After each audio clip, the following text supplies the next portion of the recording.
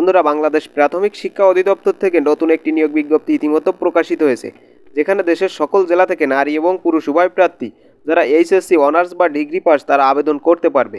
আজকের এই ভিডিওতে আলোচনা করব এই নিয়োগটিতে আপনারা কিভাবে আবেদন করবেন, আবেদন করতে কত টাকা ফির প্রয়োজন এবং আবেদন শুরু কবে শেষ কবে, সমস্ত কিছু নিয়ে আজকের এই ভিডিওতে আলোচনা করব। তাই ভিডিওটি না টেনে সম্পূর্ণ ভিডিওটি দেখবেন। বন্ধুরা, এটি সম্পূর্ণ একটি সরকারি চাকরির নিয়োগ বিজ্ঞপ্তি। তাছাড়া সকল ধরনের সরকারি চাকরির নিয়োগ বিজ্ঞপ্তি সবার আগে পেতে চ্যানেলটিকে সাবস্ক্রাইব করে রাখবেন।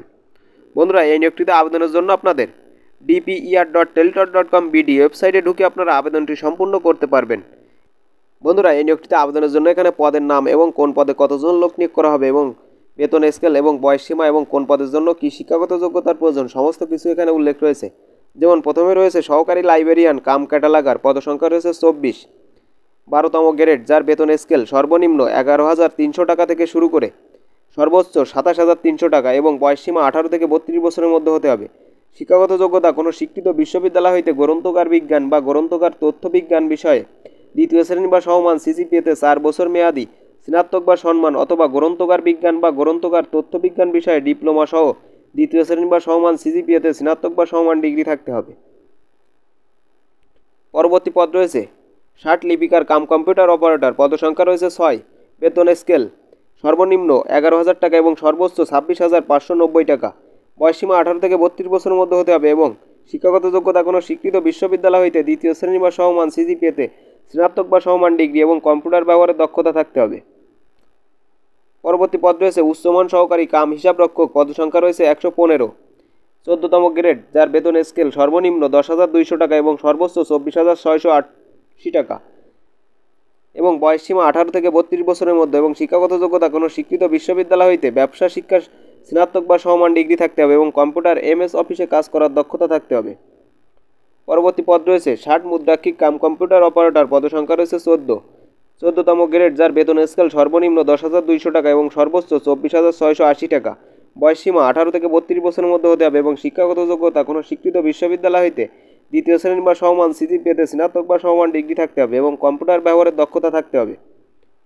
পরবর্তী পদ রয়েছে ভান্ডার রক্ষক, পদসংখ্যা রয়েছে 5, 16তম গ্রেড, যার বেতন স্কেল সর্বনিম্ন 9,300 টাকা এবং সর্বোচ্চ 22,490 টাকা এবং বয়সসীমা 18 থেকে 32 বছরের মধ্যে। শিক্ষাগত যোগ্যতা কোনো স্বীকৃত বোর্ড হইতে উচ্চ মাধ্যমিক সার্টিফিকেট বা সমমান পরীক্ষায় উত্তীর্ণ হতে হবে এবং কম্পিউটার এমএস অফিসে কাজ করার দক্ষতা থাকতে হবে। এবং এই নিয়োগটিতে আবেদনের জন্য আপনাদের dper.teletot.com/bd ওয়েবসাইটে ঢুকে আপনারা আবেদনটি সম্পূর্ণ করতে পারবেন। এবং এই নিয়োগটির অনলাইন আবেদন প্রক্রিয়া শুরুর তারিখ 20 আগস্ট 2025 তারিখ থেকে আবেদন শুরু এবং আবেদন শেষ তারিখ 10 সেপ্টেম্বর 2025 তারিখ। এবং এই নিয়োগটিতে আবেদনের পর আপনাদের পরীক্ষার সময় যে সকল কাগজপত্রের প্রয়োজন হবে সমস্ত কিছু এখানে উল্লেখ রয়েছে। যেমন শিক্ষাগত যোগ্যতা সম্পর্কিত সকল প্রকার মূল সাময়িক সনদ, অভিজ্ঞতা ও প্রশিক্ষণ যদি থাকে এর সনদ প্রত্যয়ন সত্যায়িত কপি নিতে হবে এবং সংশ্লিষ্ট ইউনিয়ন পরিষদের চেয়ারম্যান বা পৌরসভার মেয়র বা সিটি কর্পোরেশনের কাউন্সিলর কর্তৃক দেওয়া নাগরিক সনদপত্র এবং মুক্তিযোদ্ধা কোটার প্রার্থীর ক্ষেত্রে শহীদ মুক্তিযোদ্ধা ও বীরাঙ্গনা সন্তানদের মুক্তিযোদ্ধা সনদপত্রের সত্যায়িত কপি, শারীরিক প্রতিবন্ধী কোটার প্রার্থীর ক্ষেত্রে উপযুক্ত কর্তৃপক্ষ দেওয়া সনদপত্র নিতে হবে এবং ক্ষুদ্র নিগোষ্ঠী প্রার্থীর ক্ষেত্রে জেলা প্রশাসক কর্তৃক প্রদত্ত ক্ষুদ্র নিগোষ্ঠী পরিচয় বিষয়ক সনদপত্র নিতে হবে এবং ডাউনলোডকৃত অ্যাপ্লিকেশনের সত্যায়িত কপি এবং লিখিত পরীক্ষায় প্রবেশপত্রের সত্যায়িত ফটোকপি।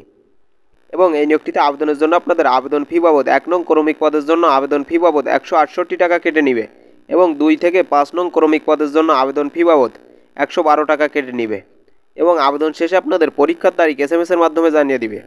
বন্ধুরা, ভিডিওটি ভালো লাগলে একটি লাইক দিবেন এবং সকল ধরনের সরকারি চাকরির নিয়োগ বিজ্ঞপ্তি সবার আগে পেতে চ্যানেলটি সাবস্ক্রাইব করবেন।